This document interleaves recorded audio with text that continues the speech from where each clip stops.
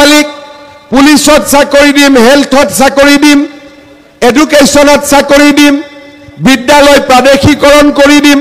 প্ৰত্যেক বছৰে এইবাৰো নৱেম্বৰ মাহত আকৌ পুলিচৰ চাকৰি ওলাব, গ্ৰেড 3 চাকৰি ওলাব। প্ৰত্যেক বছৰে নিয়মীয়া নিযুক্তি হ'ব। 40,000লৈকে বৃদ্ধি কৰিবলৈ সিদ্ধান্ত লৈছোঁ। আপোনালোকক ফৰ্ম দিয়া হৈছে আৰু যাৰ যাৰ ঘৰত ফৰ্ম পাইছে, ফিল আপ কৰিছে, তেওঁলোকে অৰুণোদয় পাব। ফণিদাই মোক কৈছে, অলপ আগতে হিমানীক পাইছিলোঁ, তেখেতেও কৈছিলে, উজ্জ্বল দায়ো কৈছে যে বঙাইগাঁও, অভয়াপুৰ, চিজনগামত দুখীয়া মানুহ বেছি আছে, আৰু অলপ অৰুণোদয় লাগে যাতে সকলো দুখীয়া মানুহে অৰুণোদয় পাব পাৰে। মই আজিৰ সভাতেই চিজনগামৰ কাৰণে 4,000, অভয়াপুৰীৰ কাৰণে 4,000 আৰু বঙাইগাঁৱৰ কাৰণে নতুনকৈ 4,000 অৰুণোদয় আঁচনি দিয়াৰ কথা ঘোষণা কৰিলোঁ। লোকসভা ইলেকশ্যনৰ সময়ত আহিছিলোঁ, উপনিৰ্বাচনৰ সময়তো আহিছিলোঁ। ৰাইজে মোক কৈছিলে যে আমাক আৱাস যোজনাৰ ঘৰ লাগে, পাকা ঘৰ লাগে, কিন্তু ঘৰ আমি পোৱা নাই। কিয় পোৱা নাই? আমাৰ জিঅ' টেগিং হোৱা নাই। জিঅ' টেগিং হ'ব কি লাগে? এইবাৰ আমি আপোনালোকৰ কথা শুনি এইবাৰ জিঅ' টেগিং কোনে কৰিলে? জীৱিকা সখী বাইদেউসকলে কৰিলে। কোনোবাই টকা পইচা লৈছে নেকি? এইবাৰ লৈছে নেকি? আৰু যিসকলে জিঅ' টেগিং কৰিব পৰা নাই, 10 মে'ৰ পৰা 20 দিন আপোনালোকে সময় পাব। নিজৰ জিঅ' টেগিং নিজে কৰি ল'ব পাৰিব, কাকো সহায় ল'ব নালাগে।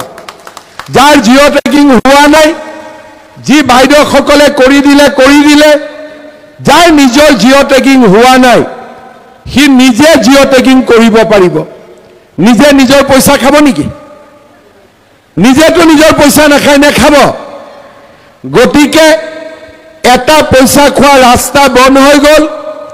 আৰু ভৱিষ্যতে মই ডিচিসকলক কৈছোঁ যে যাৰ লগত ৰেচন কাৰ্ড থাকে তাক কোনো আঁচনিৰ কাৰণে ইনকাম চাৰ্টিফিকেট খুজিব নালাগে। ৰেচন কাৰ্ড মানে ইনকাম চাৰ্টিফিকেট। শ্ৰদ্ধা ৰাইজ, চাউল হ'ল, অৰুণোদয় হ'ল, বিনামূলীয়া এডমিশ্যন হ'ল, জিঅ' টেগিং হ'ল, কলেজত নামভৰ্তিও হ'ল। দৰিদ্ৰ দুখীয়া মানুহে যাতে সহায় পায়, 1 অক্টোবৰ দিনটো মনত ৰাখিব। 1 অক্টোবৰৰ পৰা আমি আপোনালোকক কম দামত ৰেচন কাৰ্ডত দালিও দিম, চেনিও দিম আৰু নিমখো দিয়াৰ আমি ব্যৱস্থা কৰিম। ভাল হ'বনে বেয়া হ'ব? লুঙিতকৈ ভাল নে বেয়া? মুচুৰিতকৈ ভাল নে বেয়া? শ্ৰদ্ধা ৰাইজ, চেনিৰ দাম বজাৰতকৈ 30 টকা কম হ'ব, দালিৰ দাম বজাৰতকৈ 30 টকা কম হ'ব আৰু নিমখৰ দাম বজাৰতকৈ 10 টকা কম হ'ব। আৰু কি লাগিব? আৰু কি লাগিব? মিঠাতেল। কি লাগিব? তেল লাগিব। চাউল হ'ল, দালি হ'ল, নিমখ হ'ল, চেনি হ'ল, অৰুণোদয় হ'ল, জিঅ' টেগিং হ'ল, আৰু কি লাগিব? মিঠাতেল। কিন্তু মই বেলেগ এটা দিম বুলি ভাবিছোঁ আপোনালোকক। গেছৰ এটা চিলিণ্ডাৰৰ দাম 950, এজেঞ্চিবিলাকে লয় 1050। মই আপোনালোকক গেছৰ চিলিণ্ডাৰ 1 অক্টোবৰৰ পৰা 650 টকাত আপোনালোকক দি দিম। ভাল হ'বনে বেয়া হ'ব? আৰু লগত শুনক, যাৰ যাৰ প্ৰধানমন্ত্ৰী উজ্জ্বলা গেছৰ কাৰ্ড আছে তেওঁলোকে গেছ 250 টকাত ঘৰত পাই যাব। ভাল হ'বনে বেয়া হ'ব? ভাল হ'বতো।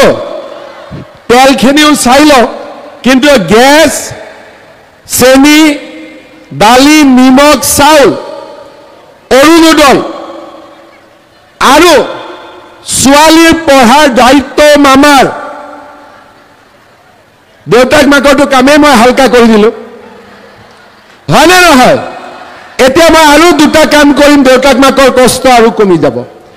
এটা, ক্লাছ 9ৰ ছোৱালীয়ে চাইকেল পায়, মেট্ৰিক দিয়াৰ সময়ত ধনী ঘৰৰ ল'ৰা ছোৱালীক মাকে গাখীৰ দিয়ে, গাখীৰ নাখায়, কয় কিমান গাখীৰ খাম আৰু আমনি লাগিছে। দুখীয়া মানুহে কয় গাখীৰ খুৱাবই নোৱাৰে। এটাৰ ঘৰত গাখীৰ আছে, গাখীৰ নাখায়, এটাৰ ঘৰত গাখীৰ নাই, মাকে গাখীৰ দিব নোৱাৰে। সেইকাৰণে যাতে ল'ৰাটোক এগিলাচ হ'লেও গাখীৰ দিব পাৰে, কিতাপ কিনি দিব পাৰে, পেন বহি দিব পাৰে, এইবাৰ যিমান ল'ৰাই মেট্ৰিক দিব, ছোৱালীয়ে মেট্ৰিক দিব, চবৰ বেংক একাউণ্টত প্ৰত্যেক মাহত মামাই 300 টকাকৈ জমা দিব। মোৰ ল'ৰা ডিগ্ৰী পাছ কৰিলে, বোলে আজি ইণ্টাৰভিউ দিব যাব লাগে গুৱাহাটীত, কালি ইণ্টাৰভিউ দিব যাব লাগে বঙাইগাঁৱত, ডিগ্ৰী পাছ কৰিলে, টকা পইচা খুজিবও লাজ কৰে। এইবাৰৰ পৰা যি ল'ৰা ছোৱালীয়ে ডিগ্ৰী পাছ কৰিব, তেওঁলোকক 1 বছৰৰ কাৰণে প্ৰত্যেক মাহত 2,500 টকা কৰি মামাই দিব। চবেই কয় যে এইখন চৰকাৰে অকল মহিলাক দিয়ে, ঠিক আছে মহিলাক দিও, কিন্তু অৰুণোদয়টো ঘৰত আহিলে পুৰুষৰ কষ্টটো কমে নে নাই? ঘৰত চাউলটো আহিলে পুৰুষৰ কষ্ট কমে নে নাই? আজি যদি গেছ 650 টকাত পায়, পুৰুষৰ টকাটো বাচিবনে নাই? বাচিব। আৰু যদি ছোৱালীৰ পঢ়াৰ খৰচ, এডমিশ্যন যদি চৰকাৰে কৰি দিয়ে, দেউতাকৰ অলপ হ'লেও কষ্ট কমিবনে নাই? শ্ৰদ্ধাৰ ৰাইজ, আমাৰ আঁচনিবিলাকে দেউতাককো লাভ কৰে, মাককো লাভ কৰে, ল'ৰা ছোৱালীকো লাভ কৰে। আজি আমাৰ অসমখনত দুখীয়া দৰিদ্ৰ মানুহে নিজৰ ভৰিৰ ওপৰত নিজে থিয় হ'বলৈ সুবিধা পাইছে। ল'ৰা ছোৱালীৰ চাকৰি প্ৰত্যেক বছৰে, এইবাৰো নৱেম্বৰ মাহত আকৌ পুলিচৰ চাকৰি ওলাব, গ্ৰেড 3 চাকৰি ওলাব। প্ৰত্যেক বছৰে নিয়মীয়া নিযুক্তি হ'ব। মাত্ৰ ল'ৰা ছোৱালীয়ে পঢ়িলে হ'ল, কাকো টকা পইচা দিব নালাগে। পঢ়াৰ পৰিৱেশ এটা আমি মাত্ৰ নিৰ্মাণ কৰিব লাগে। যিবিলাকে চাকৰি নাপায় ইহঁতৰ কি হ'ব? মই তাৰো চিন্তা কৰিছোঁ। যিবিলাক ল'ৰা ছোৱালীয়ে চাকৰি